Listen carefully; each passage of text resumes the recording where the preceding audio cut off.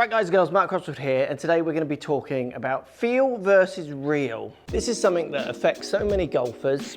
You could apply any of these ideas to any part of your swing, but these are some of the standout ideas that I see repeated over and over again with students over years of coaching, where their ideas of what is actually happening compared to what they feel can often be really miscued or skewed, and then it just really kind of stops them from learning and pushing forward. Let me know if this helps down in the comments down below, and if you like this kind of video, make sure you hit that thumbs up button and consider subscribing to the channel. We've got free videos going up every week for golfers who want to get better at golf. So one of the most common feel versus real issues I see with golfers, if I hit a drive here, so I've hit that drive and I feel like I'm hitting on the way up, like 5 or 6 degrees up at that ball. So the club is bottoming out before the ball and catching the ball on the way up. And I know that's what I want to do.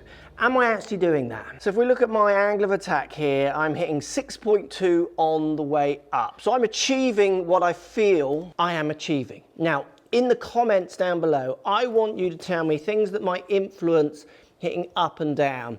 Let's say ball position. So if I push the ball forward in my stance, does this mean I'm going to hit more up at this, more down at this, or the same? In that comment section down below. This is not a trick question. You know, what's the rule of thumb that you think you would find if you push the ball forwards compared to, say, pushing the ball back in my stance? Is that going to make me hit down at it, up at it? What's it going to do?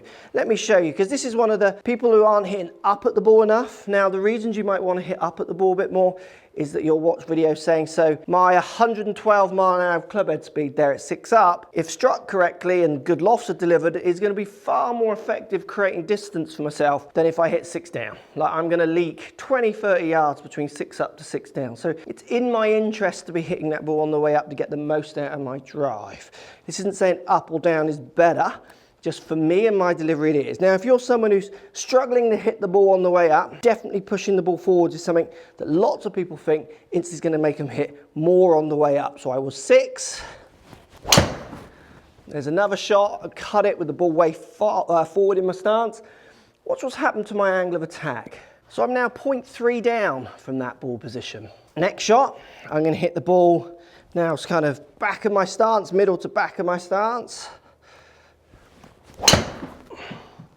Now it's a push cut because again I'm hitting it just a little bit too early and can't get the face around because it's too far back in my stance. But look what's happened to my angle of attack on that one. So I'm now back to 4 up. So where in the comments you would have probably put if the ball forward you're going to hit up at it more, and if it's back you're going to hit down at it more. Yes, that's definitely a theme that some golfers follow.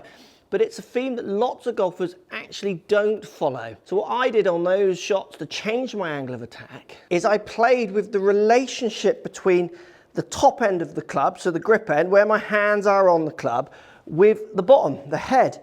And with the one where the ball was forward, rather than doing my normal swing where I let the club go and it starts getting below my hands down near the bottom and it starts leveling out before the ball catching on the way up, what I did is I just held on to those angles in my mind for longer and made sure I delivered the handle first, is the feeling. Club still in the air, so to hit that ball, I had to undo that slight angle I've kept in, and that club went down, hitting on the way down. And vice versa, when I put the ball back in my stance, so it was back here, what I did is I made sure I tried to throw those angles away. I tried to get the club lower to the ground here, hitting on the way up. Controlling up and down, where set up, can definitely help. Ball further forward, tilts in your spine angle as you address. If I can do all those things, but if I still, so if I go ball forward, big tilt in my body, but I get the angle between the head and the face wrong. So if we look at that one, I've got big tilt to my body, ball forwards, but I held on to that shaft for as long as I could to then send the club, what I think, down to that ball. And what I did is I managed still to hit 2 down, even though everything I was doing in my setup was encouraging me in theory to hit on the way up. When it comes to feel versus real, so feels like I'm going to hit on the way up doing these things, but the reality is that you haven't got control of this end to this end, you will not change angle of attack. In fact, moving the ball forward for me made me hit more down at it when I changed the way I related this end to this end. Best way for you to change angle of attacks is really to start to understand how to get the club down to the ground earlier if you want to hit more on the way up. And if you want to hit more on the way down, you want to keep the club in the air for longer, feeling like your hands are getting there earlier, so that downward action is down by the ball rather than before. And that is all done with how I get the head of the club to catch up with the hand of the club or not. Simple drills for those ideas. If you're someone who wants to hit up at the ball more,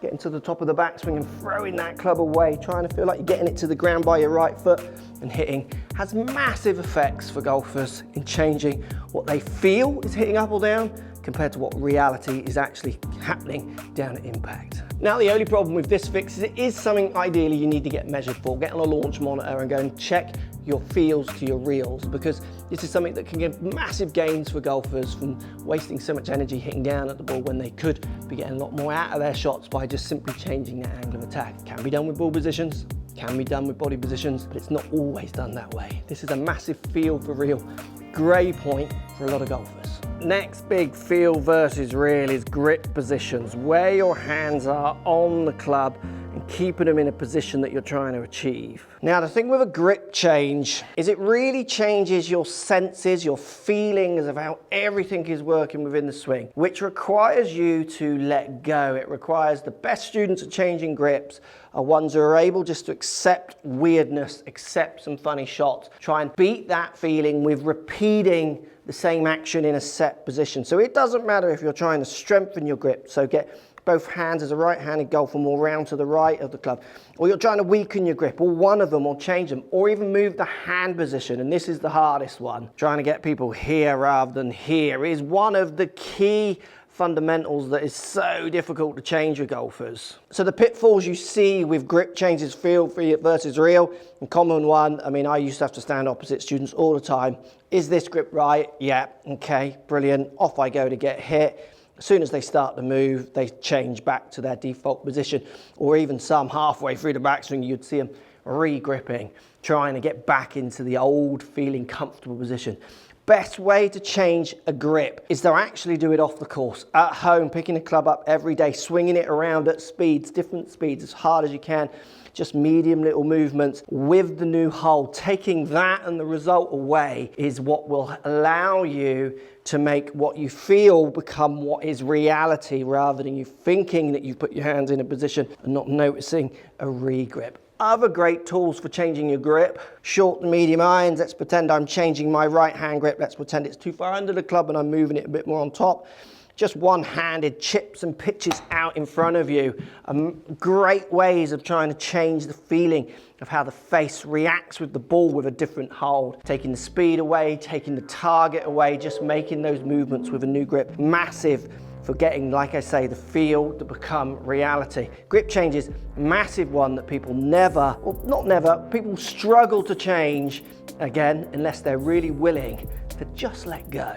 Next one is setup, and any part of your setup, this applies: ball position, width for stance. I'm going to concentrate on width for stance, a really interesting one. It's one I'm battling with at the moment. If I stand to this driver, I naturally want to stand this wide. I've got the Swing Catalyst force plate on, I'm stood on here, so I'm actually using this as a reference. I am getting my better numbers, gaining better speeds, better potential for my stretches that I'm trying to get if I get myself from the ST of Swing Catalyst up to the S with the force plate underneath my feet. So this is literally taking my stance from around 18, 19 inches to 21 inches. Like, not massive difference, but to me, this feels like this. So feel to real. Again, this is where cameras can work well. Other good things you can do if you're making changes to your setup, get some reference points down on the ground, ones that you won't touch. The reason that one goes forward more because I tend to go up on my toe. The more I reference those positions and then just try and let myself hit. You'll see me shuffling. Let's see how that one's already come in. I definitely like to shuffle away, similar to the grip change.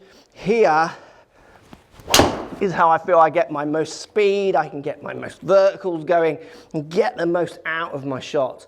But I need these cues, I need these reference points there, because what I feel is right is actually not what is right for me to get the most out of myself. And beating that feeling, again, letting go, feeling over wide. It's only a matter of time before that becomes more natural. Other things in your setup, ball position lines. Again, sticks on the ground, reference points when practicing are great for referencing ball position. So basically we're going to the N here of Swing Catalyst. is where my ball position line is, because obviously as I widen my stance and narrow it, my ball position changes if I'm not physically moving, so it's something I have to coordinate as well. So to get that ball just inside my left heel, I'm using the N. You won't have this mat underneath for you when you're practicing, so again, putting balls down here, tees, clubs, like you see players on the tour. Great way to really beat what you think is right, the feel, to what actually is really happening down there, because you'll be amazed how much we default to what feels comfortable, and to think what we feel comfortable is right. Well, we'd be lucky if that was true, wouldn't we? Now in the comments, let me know if this is you. This is a lot of people I've seen through the years, me included. The rabbit hole of what driver is best for you. Now I have been testing clubs for years and they have not really changed over the years. Looks, feels, sounds, those kind of things move. Little bits of ideas of which ones might be friendlier or other, lower spin options, lighter options have come out. But generally, if you're custom fit for a Strixon, a Cleveland, a TaylorMade, a Callaway, and they're like for like, if they're generally within the same realms of makeup, so you're not testing like a low spin against a really light high spin MOI where you might see some deviation. If you're testing like for like, you're going to find if you start going down this rabbit hole of chasing the perfect driver, so you're somebody who changes 6 months, a year, 12 months, you're wasting your time not working on maybe some of the bigger things that could fix you. Anyone who watched my test over the years, hopefully you get the understanding that they're so similar. You really got to be dialing in much more to what your feels and your desires from a driver are, looks and sounds, than actually thinking a low spin TaylorMade is going to be so much better than a low spin Callaway or a low spin Strixon or a low spin Mizuno. You're going to find they're very similar. So try not to be the tinker who's changing your clubs every week. Those students, as a general rule, when I was teaching full time, the person who was changing their driver constantly was the person not working on some of the realities of their movement, stroke performance that they could really be improving. What they were doing is being sold on what I would call noise. So I've just hit that drive, 159 ball speed, 110 club head speed. Now the Zexio driver, another one that I've gained, which has a 47 gram shaft. I can move this one faster. I can get a little bit more ball speed sometimes out of this one. But as I hit more and more shots with it, if I actually do better or real tests with the club where I don't just look at 5 shots and pick which one went longer, what I notice is they actually come out very similar over time, where this one gains a little bit of speed. This one maybe struggles, I struggle to control loft. So we got 112, 2 mile an hour faster.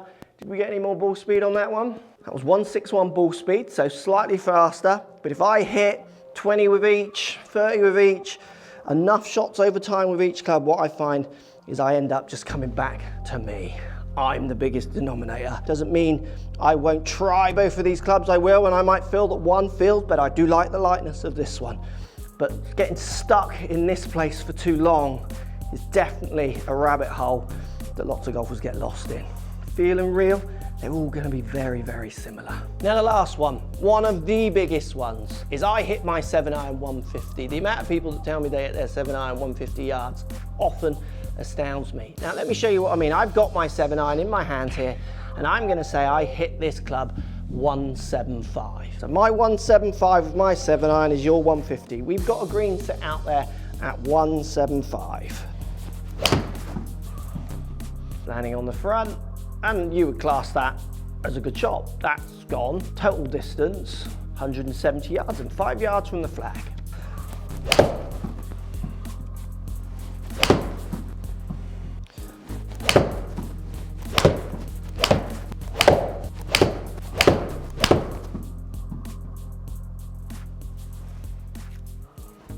So I've hit 10 shots there, and you can see I'm averaging 20 foot 7 inches. So that's 175, 20 foot from 175. If you look at tour averages, is pretty good. but I didn't fly one of them 175. My longest was 174. I averaged 167. So if you imagine I wanted to throw that 7-iron pin eye to always more on the long side, I would actually say I averaged 165 with that 7-iron. I said 175 to try and make a point, but I would honestly say I average about 170, and even I'm falling foul to feel versus real. I mean, it's 165 would be a good number to play this club from, knowing that it's going to get to the pin and then slightly longer more often. Because you've got to remember, it went to 174, one of them went out to 179. So yes, I could hit a 7-iron 180, it'll land on a green that runs away and it'll hit and roll out. You know, there's situations, but that doesn't mean I hit my 7-iron 180. I mean, it's 15 yards shorter than that. The idea that you hit your club 157 iron, that's like the most common denominator when you ask people how far they hit their 7-iron.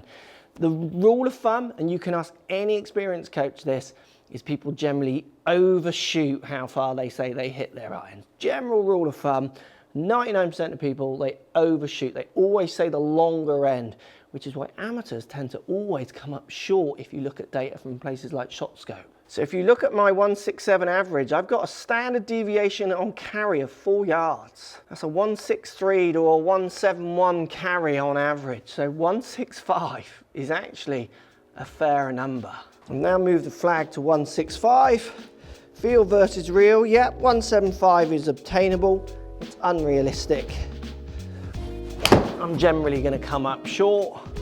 165 7-iron, it's landing pin eye to slightly beyond. I'm always going to be up on that green, and then I'm going to work that data into my approach play. Trouble at the back, trouble at the front. I'm going to change what yardage I hit that from. Understanding how far you hit each iron is a massive element of feel versus real that so many amateurs get wrong. Getting that dialed in will lower your scores, undoubtedly. Thanks for watching. Let me know in the comments down below if this has helped or not. Hit that thumbs up button if you want to see more videos like this. Remember to subscribe to the channel if you don't already subscribed. And let me know what are some of the feel versus real things you've struggled with. I've seen people do it in takeaways. Like I say, any part of your swing this can apply to. These are just some of the real standout brammers that I see kind of repeated over and over again with conversations with amateurs. If you can be none of these people, and I'm one of them, 175 7-iron, not quite yet, I wish it was. I'm one of these people. The more I can break these unrealistic expectations of myself, the more fun I'll have on the golf course, and I think the more successful I'll be. Same will go for you. Feel versus real. It's a bad one in golf. We feel some funny things in this game.